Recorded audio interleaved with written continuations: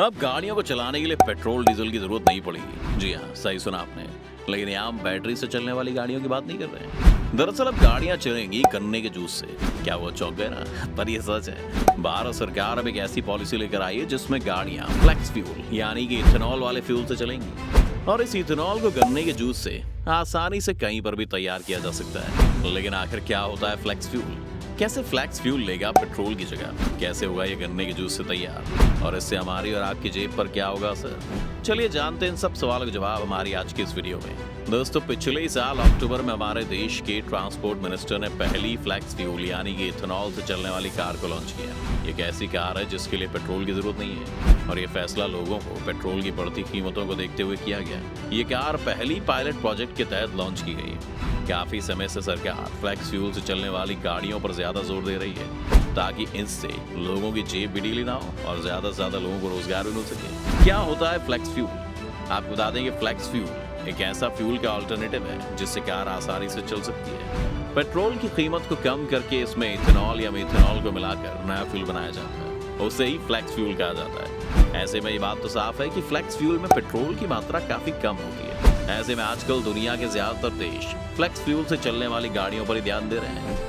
भारत में सबसे पहले सरकार ने साल 2006 में E5 व्हीकल्स को कंपलसरी किया था। इसके बाद साल 2008 में E10 गाड़ियों के इस्तेमाल को। यहाँ E5 और E10 का मतलब है कि फ्यूल में पेट्रोल की मात्रा 95% जबकि इथेनॉल की मात्रा 5% है। में पेट्रोल 90% होता है जबकि इथेनॉल 10%। आपको बता दें कि अभी तक भारत में E10 गाड़ियां चल रही हैं, लेकिन सरकार इसे E20 तक या उससे भी आगे ले जाना चाहती है। फर्स्ट फ्लेक्स फ्यूल व्हीकल साल 1908 में चला था, जो कि हेनरी फोर्ड का मॉडल टी था।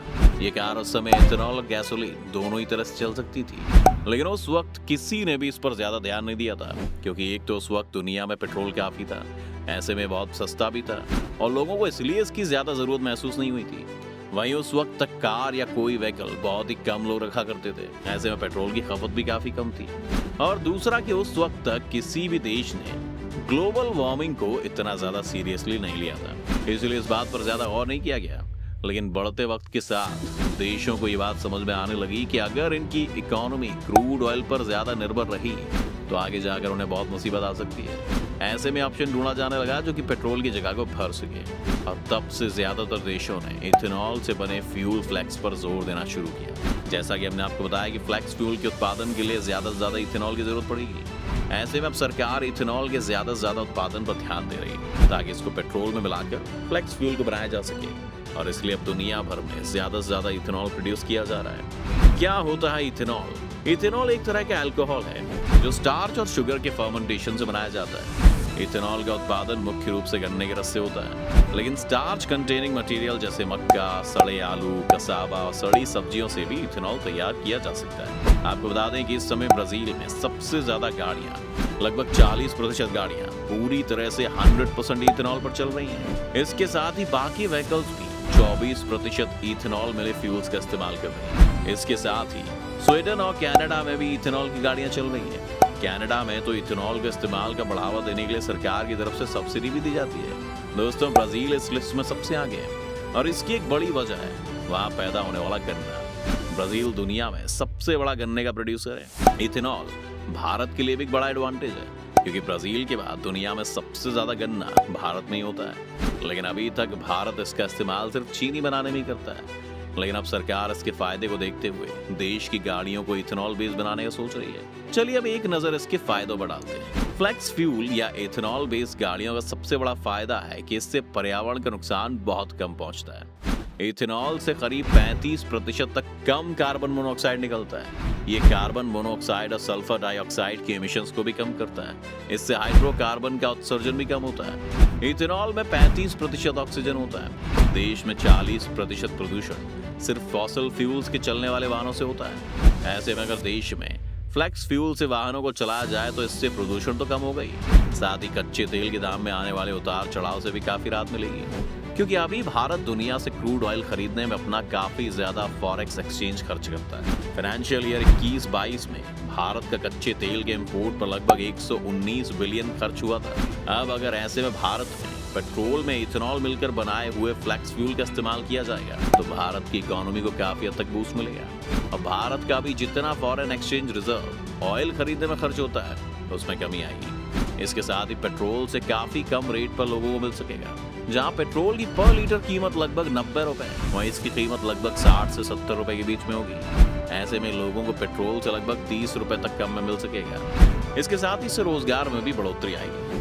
दरअसल इथेनॉल गन्ने के साथ साथ आलू, चावल, स्टार्च वाली फसलों से भी बनाया जा सकता है, तो ऐसे देश के कई किसानों को फायदा होगा। इथेनॉल बनाने के लिए गांव में फैक्ट्रीज लगाई जाएंगी जिससे गांव का विकास होगा और वहां के लोगों को रोजगार मिलेगा, क्योंकि इन फैक्ट्रीज को ऑपरेट करने के लिए हजारों मजदूरों की जरूरत होगी और इसके लिए भारत सरकार करोड़ों रुपए खर्च करके देश में जगह जगह फैक्ट्रीज भी डाल रही है। आपको बता दें कि उत्तर प्रदेश के बरेली में मौजूद द्वारकेश फरीदपुर चीनी मिल गन्ने के रस से सीधे इथेनॉल बनाने वाली उत्तर भारत की पहली चीनी मिल बन चुकी है। इस प्लांट से इथेनॉल बनाने की प्रक्रिया शुरू कर दी गई है। रोजाना होने वाले गन्ने की पिराई का 1/4 हिस्सा अब सीधे गन्ने के रस से इथेनॉल बनाने में काम आ रहा है। इससे 75,000 लीटर रोजाना इथेनॉल बनाया जा सकता है। वहीं अब 150 से अधिक परिवारों को प्लांट बनने से सीधा रोजगार मिल रहा है। वैसे दोस्तों फ्लैक्स फ्यूल के फायदे बहुत हैं, लेकिन उसके नुकसान भी हैं, जिनको भी अनदेखा नहीं किया जा सकता है। दरअसल इथेनॉल के उत्पादन में सबसे बड़ी दिक्कत इसमें होने वाली पानी की बर्बादी है। इसे बनाने की प्रक्रिया में जल प्रदूषण होता है, पानी भी कई गुना लगता है। फॉसिल फ्यूल से 1 गीगा जूल फ्यूल की तुलना में इथेनॉल से इतना फ्यूल बनाने में 78 गुना पानी लगता है। इथेनॉल का मेजर प्रोड्यूसिंग कंट्रीज ब्राजील और अमेरिका की तुलना में भारत में स्थिति अलग है। भारत में खेती के लिए बड़े लेवल पर ग्राउंड वाटर का इस्तेमाल होता है। भारत में तो यहाँ तक कि हमारे डेली इस्तेमाल के लिए भी पानी जमीन के नीचे से निकाला जाता है। वहीं दूसरी तरफ अमेरिका और ब्राजील में फसलों की सिंचाई के लिए पानी का इंतजाम नहर और बाकी साधनों से किया जाता है। ऐसे में भारत के पास इन देशों की तुलना में बहुत कम ग्राउंड वाटर है। Food and Agriculture Organization of the United Nations के मुताबिक अमेरिका के पास 2818 बिलियन क्यूबिक मीटर, जबकि ब्राजील के पास 5661 billion cubic metre ground water हर साल इकट्ठा होता है, जबकि भारत के पास 1447 बिलियन क्यूबिक मीटर पानी जमा होता है। ऐसे में अगर भारत में इथेनॉल का प्रोडक्शन बढ़ाया जाता है तो आने वाले समय में सीरियस वाटर क्राइसिस हो जाएंगे, क्योंकि गन्ने की फसल के उत्पादन से लेकर इथेनॉल बनाने वाली इकाइयों तक में बहुत ज्यादा पानी की जरूरत पड़ती है। इसके साथ ही क्योंकि इथेनॉल अनाज से बनाया जाएगा तो जहां अभी तक अनाज का सिर्फ कुछ प्रतिशत इथेनॉल बनाने में लग रहा था, आगे जाकर इसकी डिमांड बढ़ने से फसलों का ज्यादा से ज्यादा इस्तेमाल इथेनॉल बनाने में होगा, जिससे देश में भुखमरी फैलने की संभावना भी है। इसके साथ ही आपको बता दें कि 1 लीटर इथेनॉल बनाने में 10 से 16 लीटर विषैला बाई प्रोडक्ट टॉक्सिक निकलता है, जिससे कि वापस से नदी या समुद्र में ही बहाया जाता है, जिससे पर्यावरण पर शायद पेट्रोल से भी ज्यादा बुरा असर पड़े। तो क्या लगता है आपको, क्या सरकार को फ्लैक्स फ्यूल को बढ़ावा देना चाहिए या फिर उसके नुकसान को देखते हुए यहीं पर रोक लगा देनी चाहिए? हमें अपने विचार कमेंट सेक्शन में जरूर बताएं। अगर आपको वीडियो पसंद आई हो तो लाइक और शेयर जरूर करें। साथ ही अगर आप हमारे चैनल पर नए हैं तो इसे सब्सक्राइब करना, बेल आइकन दबाना बिल्कुल ना भूलें।